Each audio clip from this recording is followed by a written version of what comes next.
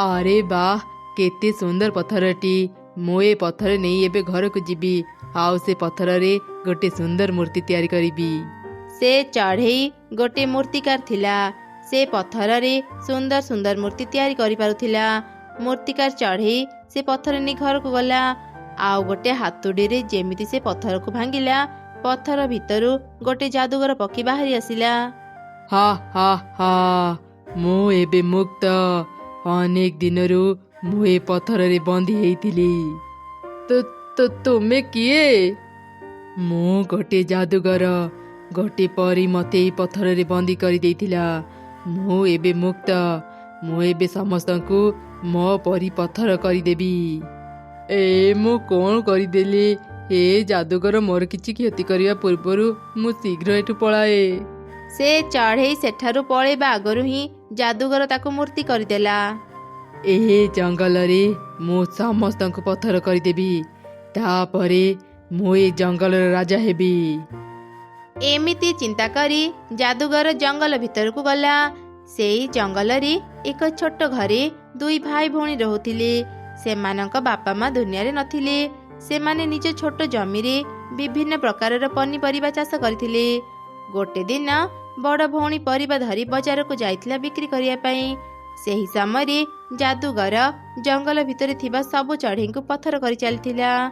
भୟରେ चढ़ई माने एपट सेपट दौड़ुथिले। सेतेबेले जादूगर नजर छोट भाई उपरे पड़िला।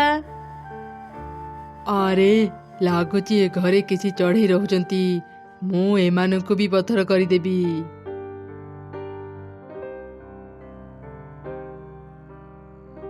ए चढ़ई छुआ तो घरे जे जे भी अछंती समस्तंकु बाहर को डाके। मो छड़ा घरे केही भी नांती। तुमे किए? तुमे हम घर को काहे केसछ? तो एते छोट छुआ हे मते मिछ कहया पे साहस करूचु। देखे मु एबे तो सह कोन करूची। जादूगर चढ़ई छुआ को पत्थर कर दे चली गला।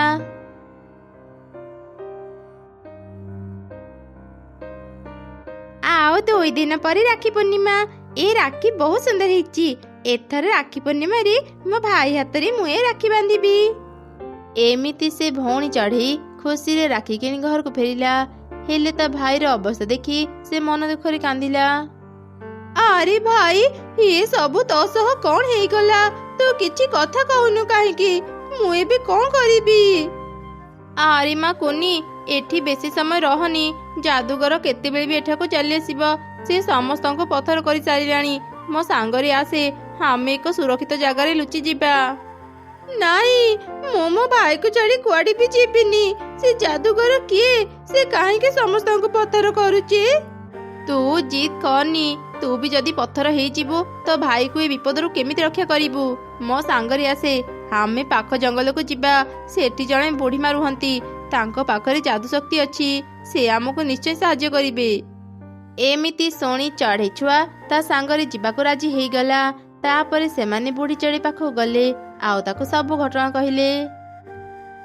से जादूगर पाखरे जो छड़ी अछि सेथिरे तारो सब शक्ति लुचि रहिछि। से जादूगर को हरेबाकू हेले हमको जादूर नील पत्थर दरकार। से नील पत्थर कोठी अछि बुढ़ी माँ? आमे केमिति से पत्थर आनिबु? से नील पत्थर को आनिबा एते सहज नुह। से नील पत्थर नदी से पाखरे थिबा एक गुंफा रे अछि। सेई गुंफा बाहरे एक बड़ कंकड़ा राक्षस अछि। कंकड़ा राक्षस को पार कले जाई नील पत्थर आनी पारिबो। मो से नील पत्थर आनिबा को जीबी। आरे झिया तू एबे बहुत छोट तू सेठा को जाई पारिबुनी। बुढ़ी माँ मते क्षमा करिबो। मो पाखरे 2टी अंडा अछि। अंडा रे छुआ बाहरिबार समय हेई गलानी। मो अंडा को एका छाड़ी मु एते दूर को जाई पारिबिनी। मु जाई पारिबी। मो ऊपर भरोसा रख। मु निश्चय से जादूर नील पत्थर आनी पारिबी। ठीक अछि झिया तू से नील पत्थर आनिबाकू जा। आउ हाँ सांगरे जादूर आईना को भी नहीं जा। ये जादूर आईना रे तू गुंफा को जिबार रास्ता देखि पारिबू।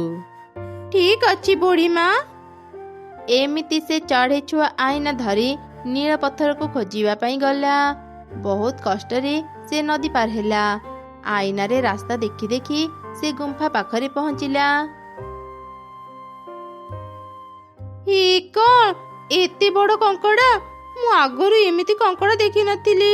ଇଏ ତ ଗୁମ୍ଫା ଛାଡ଼ି କୁଆଡ଼େ ବି ଯାଉନି। ମୁଁ ଏବେ କେମିତି ଗୁମ୍ଫା ଭିତରକୁ ଯାଇ ନୀଳପଥର ଆଣିବି? ଏ କଣ ଏ କଙ୍କଡ଼ା ରାକ୍ଷସଟା ନିଜ ଛାଇକୁ ଦେଖି ଏମିତି ଡରୁଛି କାହିଁକି? ଏ ରାକ୍ଷସଟା ବହୁତ ବଡ଼, କିନ୍ତୁ ତାର ବୁଦ୍ଧି ନାହିଁ। ହଁ, ମତେ ଏକ ଉପାୟ ମିଳିଗଲା। ଏ ଯାଦୁର ଆଇନା ଏବେ ମତେ ଏ ବିପଦରୁ ରକ୍ଷା କରିପାରିବ।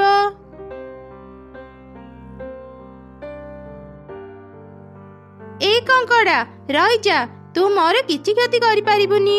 ଏଇ ଦେଖେ ମୋ ସାଙ୍ଗରେ କିଏ ଅଛି। ଏମିତି କହି ଚଢ଼େଇ ଛୁଆ ଆଇନା ବାହାର କରି କଙ୍କଡ଼ାକୁ ଦେଖେଇଲା। ଦେଖ, ମୋ ସାଙ୍ଗରେ ତୋଠୁ ବି ବଡ଼ ଗୋଟେ ରାକ୍ଷସ ଅଛି। ତୁ ଭଲରେ ମୋ ରାସ୍ତା ଛାଡ଼ିଦେ।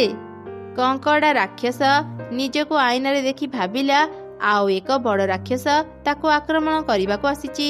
ସେ ଭୟରେ ସେ ଜାଗା ଛାଡ଼ି ଚାଲିଗଲା। ଯା ହଉ, ଏ କଙ୍କଡ଼ା ଏଠୁ ଚାଲିଗଲା। ଏବେ ମୁଁ ଶୀଘ୍ର ନୀଳପଥର ନେଇ ଜଙ୍ଗଲକୁ ଯାଏ। ଏମିତି ସେ ନୀଳପଥର ନେଇ ଜଙ୍ଗଲକୁ ଆସିଲା। ସେତେବେଳେ ଯାଦୁଗର ସମସ୍ତଙ୍କୁ ପଥର କରି ଚାଲିଥିଲା। ଛାଡ଼ିବିନି, ମୁଁ କାହାକୁ ବି ଛାଡ଼ିବିନି। ମୁଁ ସମସ୍ତଙ୍କୁ ପଥର କରିଦେବି। ହା ହା ହା। ଚଢ଼େଇ ସେ ନୀଳପଥର ନେଇ ଯେମିତି ଯାଦୁଗର ସାମ୍ନାକୁ ଗଲା, ତାର ଛଡ଼ି ଭାଙ୍ଗିଗଲା। କିଛି ସମୟରେ ହିଁ ଯାଦୁଗର ଅଦୃଶ୍ୟ ହେଇଗଲା। ସମସ୍ତେ ପଥରରୁ ମୁକ୍ତ ହେଇଗଲେ। ହଠାତ୍ ସେ ନୀଳପଥର ଏକ ପରି ପାଲଟିଗଲା। ଏ କଣ ତୁମେ ତ ଜଣେ ପରୀ? ହଁ, ମୁଁ ଜଣେ ପରୀ। ମୁଁ ଅଭିଶାପ ପାଇଁ ନୀଳପଥର ପାଲଟି ଯାଇଥିଲି। ଚଢ଼େଇ ଛୁଆ, ଆଜି ତୋ ପାଇଁ ମୁଁ ଅନେକ ଜଣଙ୍କର ଉପକାର କରିପାରିଲି। ସେଥିପାଇଁ ମୁଁ ଏ ଅଭିଶାପରୁ ମୁକ୍ତ ହେଇପାରିଲି। ତତେ ଅନେକ ଅନେକ ଧନ୍ୟବାଦ ଚଢ଼େଇ ଛୁଆ। ତୁ ଏବେ ଘରକୁ ଯା, ତୋ ଭାଇ ପୁରାପୁରି ଠିକ ହେଇଯାଇଛି। ସତ କହୁଛ ପରୀ? ଏବେ ମୁଁ ମୋ ଘରକୁ ଯିବି। ଆରେ ଚଢ଼େଇ ଛୁଆ, ଏଇ ରାକ୍ଷୀକୁ ବି ନେ। ଏଇଟା ଗୋଟେ ଯାଦୁର ରାକ୍ଷୀ। ଏ ରାକ୍ଷୀ ତମ ଭାଇ ଭଉଣୀଙ୍କୁ ସବୁ ବିପଦରୁ ରକ୍ଷା କରିବ। ତା ସହ ଏ ରାକ୍ଷୀକୁ ତମେ ମାନେ ଯାହା ମାଗିବ ସେ ତମର ସବୁ ଇଚ୍ଛା ପୂରା କରିବ। ପରୀ, ତୁମକୁ ଅନେକ ଅନେକ ଧନ୍ୟବାଦ। ଏମିତି ସେ ଚଢ଼େଇ ଛୁଆ ଯାଦୁର ରାକ୍ଷୀ ଧରି ଘରକୁ ଫେରିଲା। ସେତେବେଳେ ତା ଭାଇ ପୁରାପୁରି ଠିକ ହେଇଯାଇଥିଲା। ଦିଦି, ତୁ ଆସିଗଲୁ। ଜାଣିଛୁ ମୋ ସହ କଣ ହେଇଥିଲା? ଏମିତି ସେ ଭାଇ ତା ଭଉଣୀକୁ ସବୁ ଘଟଣା କହିଲା। ବଡ଼ ଭଉଣୀ ବି ତା ସହ ଯାହା ବି ଘଟଣା ଘଟିଥିଲା ସବୁ କିଛି କହିଲା। ଦୁଇ ଭାଇ ଭଉଣୀ ଯାଦୁର ରାକ୍ଷୀ ପାଇ ଖୁବ ଖୁସି ଥିଲେ। ପରଦିନ ରାକ୍ଷୀ ପୂର୍ଣ୍ଣିମା ଥିଲା। ଭଉଣୀ ଚଢ଼େଇ ସୁନ୍ଦର ଏକ ଥାଳି ସଜେଇଲା। ତା ଭାଇ ମୁଣ୍ଡରେ ଚନ୍ଦନ ଲଗେଇ ସେ ଯାଦୁର ରାକ୍ଷୀକୁ ତା ଭାଇ ହାତରେ ବାନ୍ଧିଦେଲା। ସେ ଯାଦୁର ରାକ୍ଷୀ ତାଙ୍କୁ ସବୁ ବିପଦରୁ ରକ୍ଷା କରୁଥିଲା। ତା ସହ ସେ ତାଙ୍କର ସବୁ ଇଚ୍ଛା ପୂରା କରୁଥିଲା।